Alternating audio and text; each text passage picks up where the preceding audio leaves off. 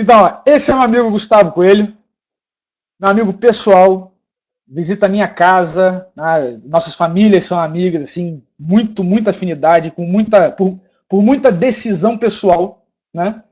Porque ele e a esposa dele são advogados, então tem que querer muito ser amigo dos advogados, né? Mas brincadeiras à parte, ele também, além de um grande amigo, ele é advogado especialista em direito empresarial e, além de muito amigo, ele é um cara assim com a visão de mundo muito compatível com a minha, sabe? E por isso que ele é inclusive o meu advogado. Todas as coisas, todas as merdas que eu invento, a Cris fala assim: já perguntou pro Gustavo se dá pra fazer isso? E aí eu ligo pro Gustavo e Gustavo, vem cá, olha só, tô querendo fazer isso aqui, se dá pra fazer? Como é que desenrola isso e tal? E aí o Gustavo resolve o problema. Por quê? Porque sendo especialista no direito empresarial, ele manja das coisas que nenhum contador manja, né? Inclusive contabilidade. Então a ideia agora é o seguinte: existe um papel, uma camada que eu fui aprendendo com o tempo, que é o que eu chamo de eu cidadão. E o eu cidadão é uma parada que, bicho, pra mim é o que tinha que ser ensinado na escola. Tipo, default, sacou? No começo, padrão.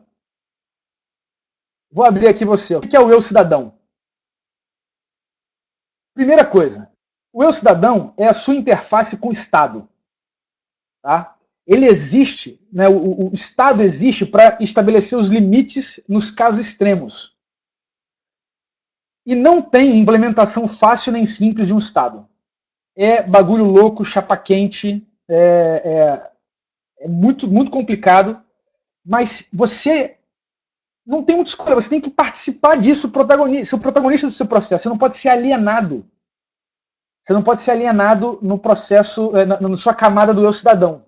Porque quando você só toma porrada, quando você não questiona o que está acontecendo, quando você não entende da dinâmica do Estado, das coisas que te envolvem, do porquê que o imposto está rolando e tudo mais, como é que funciona, o que é uma empresa, você não sabe nada disso, você é refém, você é dependente do que você acha que sabe sobre o Estado, e aí você não realiza todo o seu potencial, porque você não entende a verdade, você não enxerga o terreno, só enxerga o mapa, que é a cultura popular do que são os meus direitos. Manja, os meus direitos? É isso. Então isso não pode acontecer. Tá? Então o Estado ele é a manifestação máxima de poder. Porque, cara, tem poder de polícia, o Estado te prende, o Estado cerceia a sua liberdade. Então o Estado, a instância do Estado é o governo. Né? E o Estado, porque tem tanto poder, ele tem que sempre estar em xeque. A gente nunca pode confiar no Estado, acreditar. Mesmo que eu seja o governante, que eu seja o presidente, eu não posso confiar no Estado, eu não posso me embriagar do poder. Eu tenho que estar sempre deixando o Estado em xeque, porque ele tem que ser imparcial, ele tem que ser para todo mundo, ele tem que ser, saca, a interseção possível entre todos, sacou? Então isso é muito sério, porque a gente banaliza essa porra o tempo inteiro, falando que tem que ser do jeito tal, tem que ser... Mas os efeitos colaterais de tomar uma decisão dessa, e os estudos, o que vai acontecer, qual é o seu impacto, não pode só mudar porque tem que mudar. Tem que entender o que está mudando, por que está mudando, prever os impactos, estudar essa natureza toda. Tá? O problema da instância do governo, né, ter esse poder todo, é que quem governa, os governantes são só pessoas.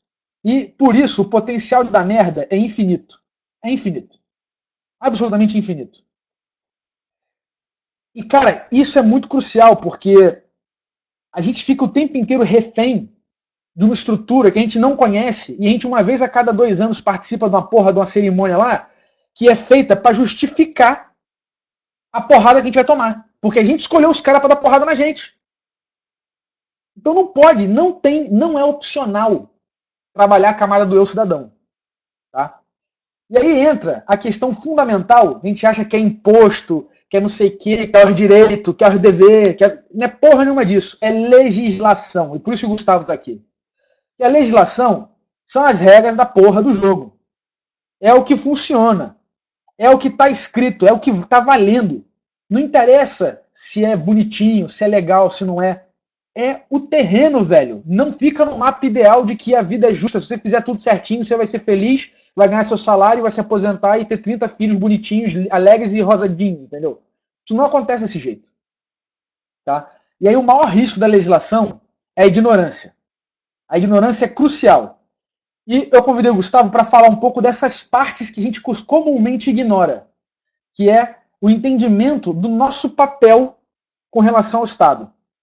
Certo? E o primeiro ponto, Gustavo, eu queria que você explicasse para a galera, é a diferença entre trabalho e emprego. O que a gente acha que é tudo a mesma coisa? Que não, e aí, você trabalha onde? Não, não é essa a pergunta, é você está empregado aonde? É diferente de perguntar trabalha onde. Eu trabalho em casa. Empregado aonde? Não estou empregado em lugar nenhum. Mas trabalho pra caceta. Vocês estão de prova aí com as coisas todas que eu estou publicando, entendeu? Então, Gu, o que você consegue traduzir para a gente na linguagem comum aí dos mortais?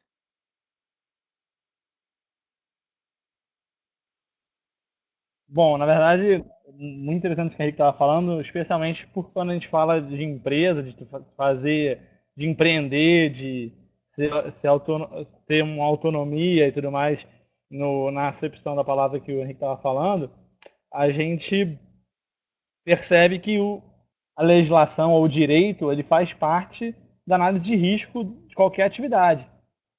Então a gente às vezes pensa, claro, a gente sabe muito bem que o lucro está muito atrelado ao quanto de risco a gente assume. Então, se você faz uma atividade muito fácil, você sabe que tem pouca chance de ganhar muito dinheiro com ela, e uma mais ousada tem mais chance de, consequentemente, ter um lucro maior porque é mais ousada. A mesma coisa com a legislação ou com a lei. Se você ignora isso, às vezes você pode estar assumindo um risco e tomando suas medidas de forma ignorante mesmo. É exatamente isso, o risco é a ignorância.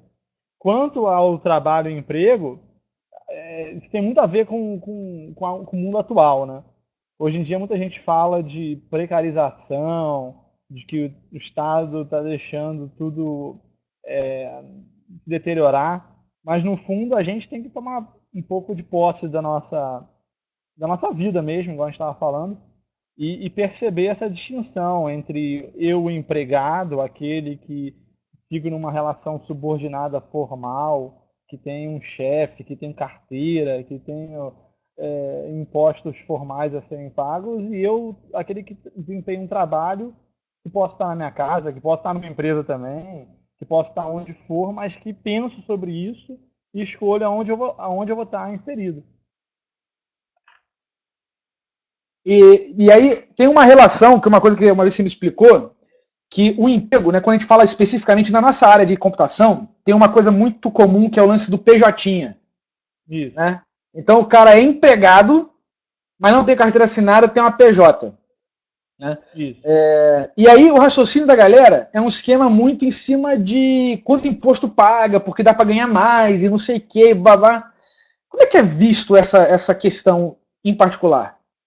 Do ponto de vista do direito do trabalho, que é o nome formal desse ramo do direito, é claro que quem só se adapta a uma realidade, mas continua tendo chefe, trabalhando para um cliente só, etc., o que a pessoa está fazendo, no fundo, é só mudando para um fim tributário. E com isso, não é só tributo, né? Tem toda a lógica do direito do trabalho mesmo, de carteira assinada, ter direito à licença, férias remuneradas, todos os direitos que as pessoas, os sindicatos ficam falando por aí na televisão. Então, ser PJ, é claro, é dar adeus a isso, mas sabendo que o direito protege quem troca, faz essa troca, porque vê que as pessoas são fragilizadas. Então, assim, o PJ vai na justiça e ganha normalmente. Então para quem é empregador, isso aí é um passivo, né? Um risco que você está É um entubando, passivo. botando na tua empresa. É um passivo que tem que ser contingenciado. Quando a gente conversa, por exemplo, com pessoas que têm empresa de tecnologia, que já funcionários mesmo, independente da estrutura, com PJ ou com carteira assinada, se a pessoa trocou ou optou por um sistema, entre aspas, de rede ou, enfim, de cooperadores terceiros, se essa relação é uma relação similar a um funcionário tradicional, só com uma mudança de PJ, o risco está aí. O risco vai estar para quem está pensando em empreender. É claro que é um risco, exatamente. Então, como a gente estava falando, o direito é importante, saber a regra do jogo é importante, para tomar uma decisão fundamentada. Então, assim, ninguém está falando aqui para não fazer. Inclusive, eu sou o contrário, sou super partidário da ideia de que as pessoas flexibilizem ao máximo as suas relações. Mas é importante lembrar que tem um Estado, tem um juiz, no caso, que representa o Estado, e vai julgar, no limite, se alguém entrar com uma ação, vai julgar para um empregador, um empreendedor pagar todas as verbas trabalhistas como se ele empregado fosse mesmo. Por exemplo, no caso de startups, a galera tenta botar a galera como sócia cotista. Uhum. Funciona isso? Como é que é essa relação? Depende do caso? É discutível? Funciona melhor. Por exemplo, a gente até na advocacia mesmo, fazendo um paralelo, é, a gente, assim, não só qualquer consultoria, a pessoa está falando de consultoria aí, então qualquer consultoria, você pode colocar em vez de pedir para o seu funcionário, para o seu colaborador ter uma PJ, você pode colocar aí no contrato social com uma cota, com uma participação irrisória. Se isso for só uma forma para burlar, ou digamos assim, eu não pagar menos imposto, que é o melhor para todo mundo, claro, isso é um risco. Porque é melhor para todo mundo quando está todo mundo no D0, né? Todo mundo pensando, vamos Igual. ganhar mais dinheiro, vai lucrar e tudo mais. Mas se acorda perto, se acorda, puxa, como a gente está falando de tensionar, brincando em relação a uma realidade que as pessoas estão com medo de ser demitidas, como hoje, todo mundo falando de crise, de demissão, de redução de budget das empresas e tudo mais, o cara começa a pensar e sempre aparece um advogado, dos quase 1 milhão de advogados que a gente tem no Brasil hoje em dia, para falar, não, opa, vamos entrar com uma ação. Mesmo que você fale, não, eu aceitei a regra do jogo no início, essa é uma regra do jogo que tem a ver com a proteção do Estado. Então é além da pessoa. E aí basta a pessoa requerer que na prática o juiz vai ser paternalista, vai cuidar desse funcionário como se empregado fosse e buscar então a reparação do que foi a violação que aconteceu do direito dele. Então, falando de forma bem sintética, assim, se a gente estiver falando vamos falar que você resolve ter alguém para te ajudar numa startup, um programador lá, e você vai pagar R$ 10.000 para ele todo mês, como PJ, ou como sócio da sua consultoria lá, com uma cotinha, como o André falou aqui, 0,00001%. Daqui a 4 anos, ou menos, enfim, não importa, estou falando assim, mesmo daqui a 4 anos, ele já ganhou dinheiro pra caramba, esse seu colaborador já está ganhando 20 mil líquido, ele pode encontrar um advogado e esse advogado falar, pô, vamos entrar com uma ação, é de graça, você não paga nada para entrar com ela, e você vai pedir em cima do seu salário todas as verbas trabalhistas que você não ganhou. Então, isso aí é INSS, FGTS, 13º remunerado, não importa se ele ganhou bônus ou não importa. Ele vai pedir isso tudo para o juiz e tem uma grande chance de ganhar. É claro que ele vai se queimar no mercado, tem esse risco prático, que a gente não pode falar muito porque no fundo é uma coisa que não é institucionalizada, e em tese é proibida, claro, você tem um blacklist, mas acontece na prática. Mas enfim, se o cara não tem esse medo, fechar o balde, ele vai atrás e consegue normalmente até assim, de metade ao mesmo valor que ele já recebeu nos 5 anos. Então E uma coisa que eu acho incrível que a galera tenta trabalhar essa questão do Estado como uma questão lógica, né? Só que você me contou uma vez que eu usava esse raciocínio lógico. Porra, mas isso não faz sentido, porque a lei não sei o que. Aí você falou, Henrique, qualquer pessoa pode pleitear qualquer coisa. Isso é muito legal. Assim, qualquer reunião que a gente faz, independente do nível da pessoa, do cliente, pode ser um grande empresário, pode ser um cara que está começando do zero. Sempre vai acontecer uma pergunta que mas o cara pode pedir isso? Ou ele pode reclamar disso no judiciário? Pode entrar com uma ação contra mim? A frase mais usual. E a resposta é sim, você sempre pode entrar com uma ação, sempre pode pedir. Se vai ganhar são outros 500, mas existe sempre essa possibilidade, tanto a nosso favor, claro, mas também daqueles que a gente interage. E especificamente falando de negócios, Enquanto você não amarra nada, não olha a legislação, não faz contrato, não se preocupa com o mínimo de burocracia, digamos assim, que é o que o direito tenta suprir em relação ao Estado, você tem esse risco do Estado intervir a pedido de alguém. E é isso. Então, a gente tem lá os exemplos estrangeiros já formulados em forma de filme, igual a história do Facebook ou outros. Mas isso é verdade, assim, não é uma coisa só de filme, e nem só lá de fora. Respondendo até uma coisa que veio aqui no bate-papo, o Estado ganha alguma coisa com isso? Até porque assim, o Henrique fala muito do Estado como aquele enfim, que está muitas vezes para causar um pouco de custo, né, um pouco de ineficiência nas relações, e é verdade, claro, mas o Estado ele também tem esse papel de tentar proteger a sociedade como um todo. Então, a pessoa que é frágil, a gente pode pegar o exemplo, por exemplo, a gente está falando da legislação trabalhista, mas a gente tem que lembrar também que tem pessoas que de fato são exploradas. Então, assim, é o mesmo Estado para todo mundo.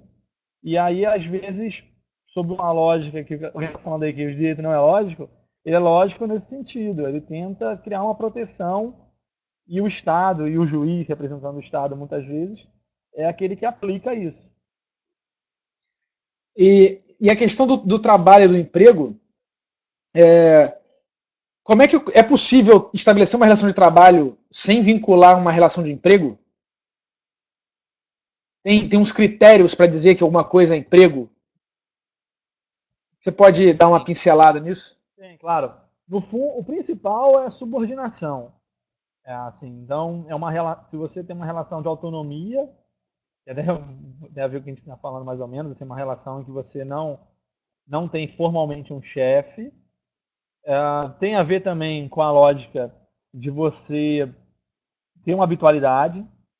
Então, assim, até a gente fica brincando Todo em relação. dia e tal, mesmo horário para entrar e tudo mais. Isso já está um pouco no senso comum em casos mais tradicionais. Então, por exemplo, assim, a diarista, né, que presta serviço, se ela for mais do que 3 vezes, dependendo do regime de alguns, vai 2 vezes na sua casa toda semana, mas assim, 3 é a regra de ouro, digamos assim, acabou, assim, se ela entrar com uma ação, ela vai conseguir constituir que ela era funcionária mesmo, assim, empregada. Agora, é óbvio que no fundo, a forma da gente proteger isso é criar uma relação de colaboradores, eles podem ser PJ, claro, eles podem também ser sócios da sua consultoria, desde que eles tenham uma relação bem clara, bem definida, que não seja de empregado tradicional. Então, naquele cara que batia ponto, no caso de tecnologia, menos o bater ponto, mas o cara que realmente reporta e pede autorização para tudo, pede autorização para ir no médico, pede autorização para ir embora. Esse tipo de relação é uma relação clássica de empregado. Então, assim, há possibilidade. Basicamente, ela está ela está calcada nesse relacionamento habitual, nesse relacionamento de subordinação, mas vai depender do caso a caso também. Infelizmente, vai depender do local que a pessoa está localizada, porque os tribunais do trabalho, eles são regionais, eles são locais. Então, a aplicação do direito do trabalho no Rio Grande do Sul, por exemplo, é muito mais forte do que no Sudeste, quer dizer, muito mais protetiva. No Nordeste também, no Norte menos, enfim. Eu estou também simplificando, claro, mas vai depender um pouco do caso a caso. É claro que tem decisões mais uniformes, mas é um pouco de caso a caso, sim, de forma de analisar. Maneiro. Agora vamos para o próximo passo aqui, que é entender o que é uma empresa. Essa é uma pergunta muito louca, porque as pessoas pensam assim, não, porra, vou montar uma empresa. Aí o cara pensa em escritório, cadeira, internet, o endereço lá na rua principal, fazer um logo, fazer um site, não sei o quê. O que raios é uma empresa? De fato é uma empresa. Essa é uma ótima pergunta. Na verdade, até o Henrique me introduziu aí, eu sou mestre e doutorando em direito de empresa, e isso é engraçado, porque até entre mesmo as pessoas que estudam é uma discussão bem complicada, não só no Brasil, mas no mundo. Mas na prática, assim, o que a gente fala aqui é uma empresa, falar empresa, normalmente é o que a gente está falando é da pessoa jurídica, né? Mas no conceito correto é atividade. É aquela atividade que a gente realiza de forma profissional, de forma virtual, buscando lucro. Então é uma atividade que a gente busca fazer de forma organizada, e aí por isso a tendência da gente pensar em uma estrutura mais elaborada, mas não precisa de nada disso. Não precisa de gente, quer dizer, não precisa de mais gente, não precisa necessariamente de um espaço físico concentrando pessoas, e isso é bem claro já hoje, especialmente no ramo de tecnologia, mas no fundo uma atividade organizada, com finalidade econômica, profissional. Então, a empresa como é que aquele lance que você me explicou uma vez que a empresa é um contrato que você faz com a sociedade explicando a atividade que você se propõe a realizar, né? Isso. E aí nesse contrato, o que a gente chama de contrato social, né? Exatamente. Montando uma sociedade empresarial. Então, assim, é um corpo, é uma pessoa jurídica. E aí, como assim uma pessoa jurídica? Como é que uma pessoa pode ser jurídica? Isso é muito legal, porque aí passada a lógica da atividade, quem vai realizar essa atividade não são aquelas pessoas, não somos nós, pessoas físicas. Até porque para isso o direito tem outras figuras, como o cara que vende o barbeiro, o cara que vende doce na esquina. Esse cara, ele trabalha na pessoa física. Pode até ter um CNPJ lá e tal, uma ficção, mas o que a gente está falando aqui é de montar uma pessoa jurídica, construir uma sociedade com outras pessoas. E aí, como você falou bem, a gente faz um contrato social. Dependendo do tipo de societário, chama de estatuto social, mas em regra é contrato social, porque normalmente a gente constitui no formato de limitada, que é um formato mais simples.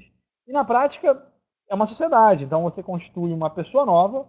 No direito, ela é realmente uma pessoa nova. Até ouvi alguém falando aí no chat, ainda de direito de trabalho, que alguém perdeu casa, etc. Então, assim, a lógica do direito, e por isso que eu acho fascinante, do direito empresarial, é que você cria uma pessoa nova, assim como a gente nasceu e ganhou um nome e ganhou identidade, a gente vai lá no contrato, dois sócios, mais pessoas, assina o contrato social e cria uma pessoa nova.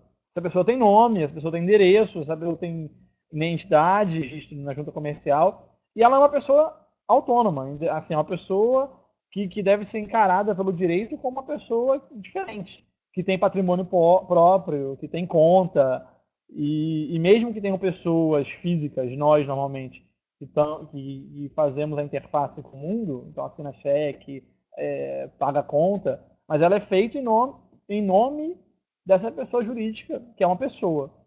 Agora, o legal, e é isso que eu acho fascinante, como eu estava falando, é perceber que a responsabilidade, em regra, é limitada. Então e é por isso que ela foi criada. Então a empresa, com certeza absoluta, ela desde a Revolução Industrial que a gente estudou lá no colégio, ela ela é um instrumento para permitir que a gente faça coisas novas.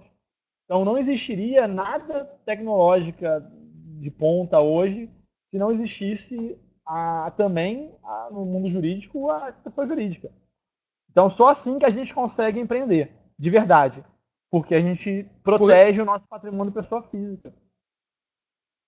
Então essa é a sacada, né? Quando não tinha pessoa jurídica e você fosse fazer alguma coisa, o risco era todo projetado na pessoa física. Então era muito arriscado você poder fazer uma coisa nova.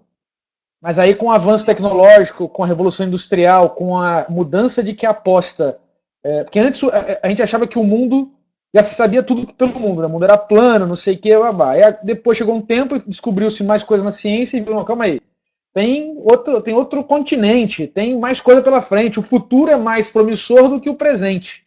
Então precisa correr mais risco.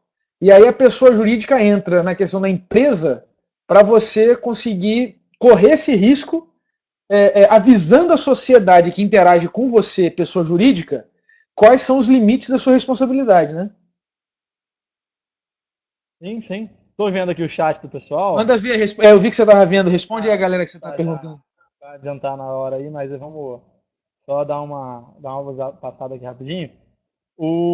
Então, assim, a gente estava falando a gente acabou atacando a parte da trabalhista, que é um dos pontos quentes, mas a gente acabou não falando antes do que era a empresa. Então, assim, de novo, a empresa é uma pessoa nova, é uma pessoa jurídica. Essa pessoa jurídica, ela é nova, diferente, ela tem um patrimônio próprio, e a gente está falando sempre da figura de uma sociedade limitada. E aí, a pergunta de alguém falando a Eireli ou a Eireli, dependendo de quem quer falar, ela é limitada também. A gente vai falar um pouquinho, pode falar um pouquinho dela, mas assim, ela tem responsabilidade limitada. Então, ouça como a mesma coisa. E então, assim, é exatamente isso. Você cria alguém que tem um patrimônio próprio.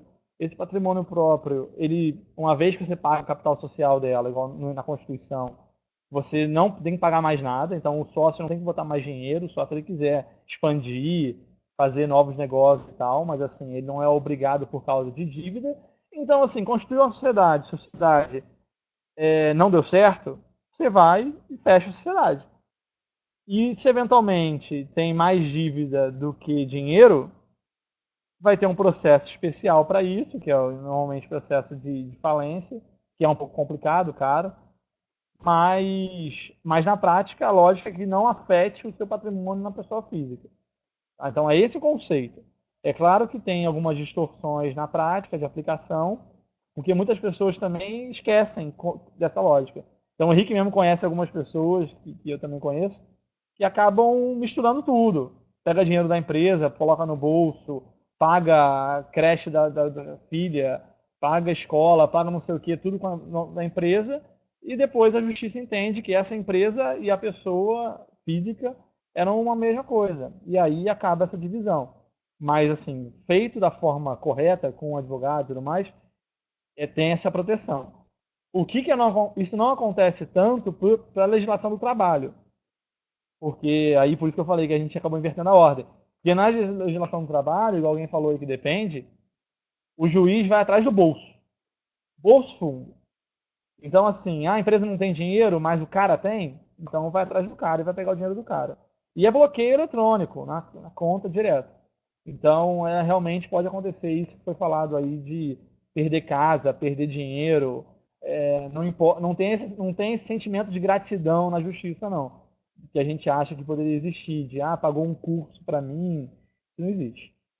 Agora, falando da Ireli, rapidinho, então a Ireli é um sonho das pessoas de ter uma sociedade de uma pessoa só, ou uma pessoa jurídica de uma pessoa só. Então, eu, Gustavo, quero construir uma sociedade para empreender, em vez de ter que ter dois, que é uma lógica de sociedade, né, duas pessoas ou mais, eu poderia fazer uma sociedade ou uma pessoa jurídica com uma pessoa só, e sendo uma pessoa autônoma, uma pessoa diferente. Isso é a Ereli, que já existe há algum tempinho, mas ela é fraca, na minha modesta opinião, porque exige aporte de capital. Então você precisa capitalizar a empresa antes. Enquanto com uma limitada você pode constituir com 100, 200 reais, R$ 1.000, quanto valor que você quiser, e acabou. Então você não precisa desse capital mínimo, que é uma exigência da IRL. Então acabou que, apesar de existir por aí, algumas pessoas fazerem, não é a forma mais usual por causa dessa necessidade de aporte de capital. Então o lance é que quando você diz que vai fazer uma empresa, você diz para a sociedade, no contrato social, quanto é que é a responsabilidade dessa empresa, e esse valor que você colocar, você tem que botar na conta da empresa. Pega seu como investidor, cotista, e deposita na conta da empresa. Então, na limitada, você pode botar R$ 200, 100% da empresa significa R$ 200, ou R$ 1.000. E já na Eireli, você tem que botar 10 salários mínimos, uma coisa assim, não é isso? Sim. E aí você tem que fazer um depósito, no caso, se está 850 pau o salário mínimo, tem que fazer um depósito de R$ 8.500 na entrada na conta da empresa, porque Na verdade, senão... são 100 salários, são R$ 85.000. 85 mil? É. São 100 salários. Uhum. Por isso que na prática é 85 mil reais. Por isso Então, que jovem, 85 mil reais na é uma Eireli lógica muito não ruim. funciona. É uma lei fraca, mas isso aí, enfim, é um pouco mais técnico falar de legislação e da sua motivação. Mas para ficar claro para todo mundo, quando você está aí conversando sobre a sua startup com alguém, quando você está ouvindo falar de investimento na sociedade, O investimento inicial, normalmente, ele é feito por capital social.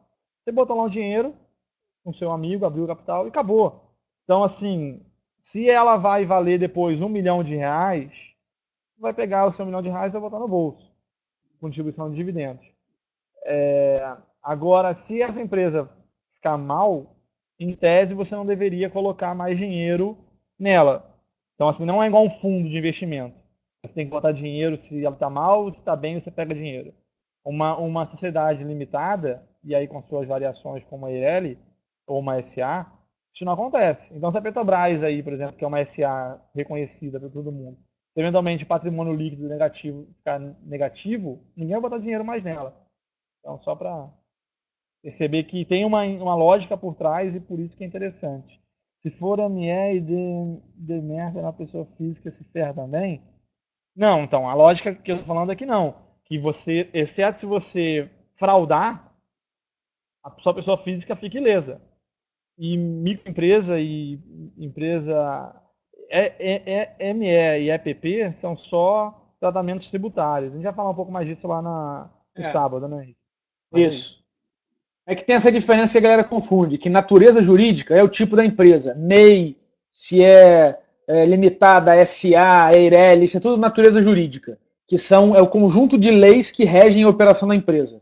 Agora, o modelo tributário é como é que o governo vai olhar a empresa em termos de cifras. Né? Então, o simples é um modelo tributário, o MEI é um modelo tributário, a, a, o ME, o EPP é outro modelo tributário. O lucro presumido é um modelo tributário. O lucro real é um modelo tributário. Então, tudo isso é para ir organizando e uma tentativa, burocraticamente, do governo desburocratizar a parte da operação financeira das empresas, dos impostos. Né? Então, é uma coisa meio louca. E aí tem a visão do conflito dessa parada toda, né? Que é essa relação com o eu cidadão. Que é a esquerda, né? O Estado é a salvação de tudo, tudo tem que vir do Estado, papai e mamãe estão no Estado, né? E a direita, o Estado é o inimigo, e o Estado não tem que existir, e whatever e tal. Então esses dois polos têm um puta problema. Qual é o problema? É que não contempla a sua participação e não contempla os casos extraordinários, que é o papel do Estado, é isso. É resguardar a gente, ela botei lá em cima. E existe para estabelecer limites aos casos extremos, né? Porque tem questões extraordinárias e para a gente ter. É uma tentativa que não tem implementação fácil de criar uma camada inicial para todo mundo poder trabalhar junto, poder começar operando. Só que é igual. Manja o ML, sacou? Então, o ML, código, legislação e a praticidade da interação social do governo. Né? Então, essa é a diferença. O que escreve, fudeu para fazer funcionar é outro perrengue. Então, aqui a gente tem umas perguntas que a galera foi fazendo ali. A pergunta é: preciso de um CNPJ? Depende. Você pode trabalhar na pessoa física, você pode realizar a sua atividade na pessoa física também, só que você vai pagar caro, você vai pagar mais imposto, né? Vai pagar RPA, vai pagar um carnê-leão, essas coisas bizarras que mordem seu dinheiro. Na verdade, dependendo do volume que você tem, fica mais barato. Aí a gente está falando de uma eficiência de tributação, né? Fica mais barato você formalizar o CNPJ, Boletim Parará. E muita gente evita isso porque não sabe o tamanho do problema. E essa é uma das coisas que eu acho que a gente tem que atacar enquanto comunidade para saber discutir isso e saber mapear quais são essas questões para ficar fácil. A gente trabalha com o sistema, pô. A gente tem que olhar o sistema jurídico e entender como é que o negócio opera e conseguir criar uma estrutura inteligente que reduz o acoplamento com o governo, reduz a interface, sacou? Deixa eu só intervir rapidinho aqui, Henrique, À para vontade. falar da visão do conflito. Que, assim, obviamente é uma visão maniqueísta, é uma simplificação, mas, assim, a gente sempre pensa na lógica como a gente está falando, o Estado pode ser visto como um Estado paternalista, então aquele que protege demais, e aí ele causa custo para mim, ele causa problema para mim, para quem quer empreender. Ou ele pode ser visto como uma salvação mesmo, como aquele que vem e me dá água, me dá luz, me dá tudo, porque eu não conseguiria de outra forma conseguir. Então, a gente sabe no mundo que tem essa visão. O que é interessante é lembrar o seguinte: independente da visão política de cada um, da forma de cada um entender a participação do Estado, e aí não tem nada falando aqui de partido, nem de governo, nem de época, nem de nada, é importante lembrar que o direito está aí. Então, assim, é uma coisa que o Henrique gosta muito quando eu falo para ele, para lembrar, botar no mundo real, que é assim, o direito está posto, o direito já está aí, as regras estão aqui. Então, ou a gente entende e se apropria desse conjunto de regras, ou alguém vai se apropriar pela gente. E esse alguém pode ser qualquer um. Então, assim, se a gente quer empreender no Brasil, no mundo, mas assim, no Brasil, especificamente, a nossa realidade, é importante a gente ter um entendimento de como funciona para empreender. E aí vai ter tanto a ver com uma noção de direito societário, igual a gente estava falando de qual tipo de empresa ser constituída, vai ter um pitaco de tem que ter um CNPJ, não tem, mas eu posso ter um CNPJ sendo MEI. Mas MEI você não tem limitação de responsabilidade. Você só vai conseguir faturar 60 mil reais por ano. Pô, será que é isso que você quer? Será que você não quer ser uma limitada, botar alguém para ser seu socinho com uma cota lá, que não vai te causar problema, uma tia, uma mãe, uma avó, quem você quiser, e fazer um sistema legal? Não, eu quero empreender com mais gente e dividir risco. Então vamos criar uma estrutura que reflita isso e dê tratamento jurídico para isso. Então, assim, é importante.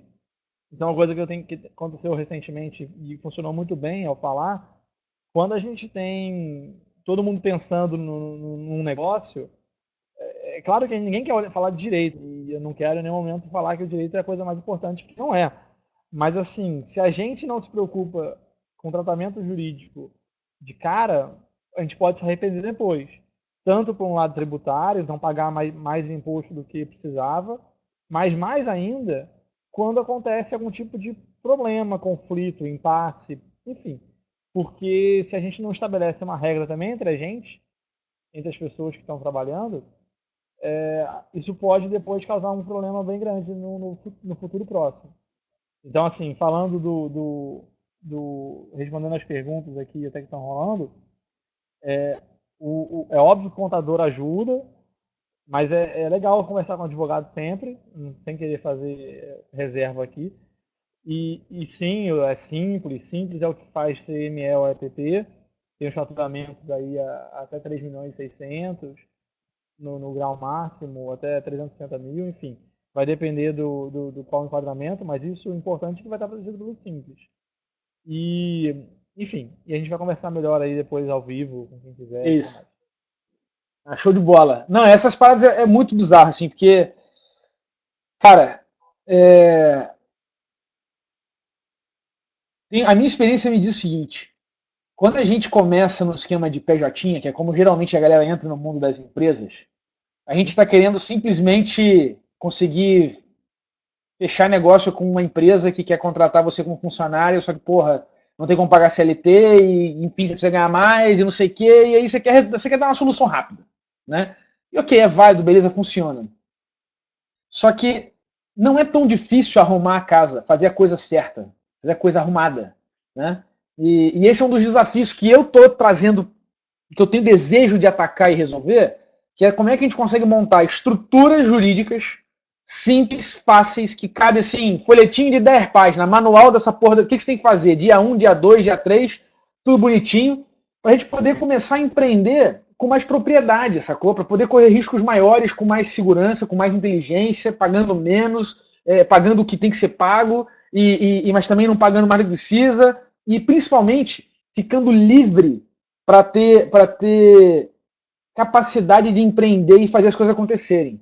Né? Porque o que eu vejo rolando muito com os meus amigos que não se situam ainda e tá num contador que é um cara que é aquele escritório de contabilidade é normal, sacou? Porque você é uma empresa de uma pessoa só. O cara te cobra um salário mínimo para trabalhar para você, para fazer sua contabilidade. Só que ele ganha 10 vezes isso trabalhando com outro cara que tem não sei quantos funcionários, porque o plano de pagamento é o que mais paga a empresa de contabilidade. Entendeu? Então, em cima disso, você vira cliente de um cara que não pode dar atenção porque ele tem que dar atenção para um cara que é mais importante, e aí fica uma situação meio merda, e você nunca sabe como é que está a situação real da parada, você não entende a operação, o cara esconde informação. Então, não é que a gente botar open source para entender esse mapa, irmão, eu tenho medo das maluquices que a gente vai poder inventar com segurança e vai tocar o zaralho e mudar tudo, sacou? Vai ser outro jogo, vai ser outro esquema. Então, Essas outras respostas aqui está muito alinhada, né, o lance de como é que faz para trazer grana no Brasil e tudo mais, isso está muito alinhada com o que a gente vai ter que discutir na prática no sábado, durante o Autonomize. Né? O que mais tem aqui de bacana? Tudo isso aí, ó, de pagamento para o time e tudo mais, porque eu acho que as perguntas que rolaram aqui, Gustavo, que a gente vai ter que discutir na hora lá, é um pouco sobre as estratégias de trabalhar em rede, que é montar uma estrutura jurídica para trabalhar, por exemplo, com pessoas que são de fato autônomas, estão correndo risco juntas, mas não querem ter uma empresa para ser sócio e tudo mais, e aí tem um monte de estrutura para a gente explorar isso durante o processo lá do Autonomize-se. Beleza? Alô, moçada? Posso pro próximo para fechar? Oi.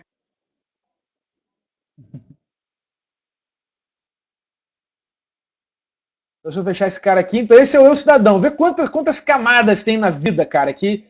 Um último comentário aqui, então. É em linha que o pessoal está conversando aí. Então, assim, se você é sócio de uma sociedade, você recebe distribuição de dividendos, não importa qual seja a natureza, desde que você vai ser tributado na pessoa jurídica, então não você, mas o dinheiro vai ser tributado na pessoa jurídica e você vai receber o dinheiro isento.